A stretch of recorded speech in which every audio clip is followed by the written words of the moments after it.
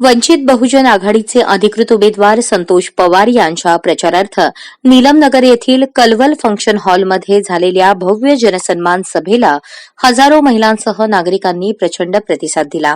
हद्दवाढ भागातील नागरिकांच्या समस्या, विशेषतः पाणी, ड्रेनेज, रस्ते, वीज पुरवठा या मूलभूत सुविधांच्या अभावाबद्दल नाराजी व्यक्त करण्यात आली. परिसरातील नागरिकांनी उत्स्फूर्तपणे भावी आमदार या भूमिकेतून स्वतः परिसरातील विविध समस्यांबद्दल चर्चा केली. यावेळी महिलांची संख्या वाखाणण्याजोगी होती.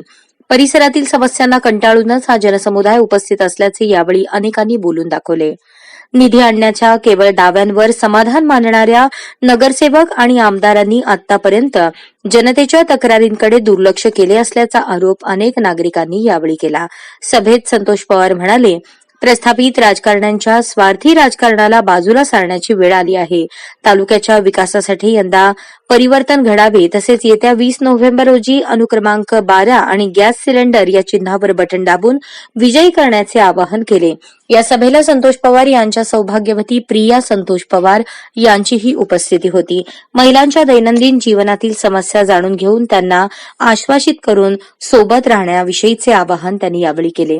यावेळी सभेला माजी नगरसेविका अंबिका बोदू, समाजसेविका संगीता बिराजदार, समाजसेविका लक्ष्मी बंगारे यांनी आपला जाहीर पाठिंबा असल्याचे जाहीर करून आपले विचार मांडले. या भव्य कार्यक्रमास वंचित बहुजन आघाडी आणि मार्ग फाउंडेशनचे पदाधिकारी, कार्यकर्ते आणि परिसरातील हजारो नागरिक, महिला आणि कार्यकर्त्यांची उपस्थिती होती. ते सांगतोय की तुम्ही हे विचारा. तुम्ही जोपर्यंत विचारायचं थांबणार नाही तोपर्यंत ही लोक तुमच्याशी असेच वागणार. या मतदारसंघामध्ये तुम्हाला माहिती आहे, तुमच्या एरियामध्ये काल मावशीने दाखवलं मला, गटर झालेले आहेत, गटरात पाणी सोडू देत नाही, गटरीचं पाणी सोडू देत नाही, प्यायच्या पाण्याची व्यवस्था नाही.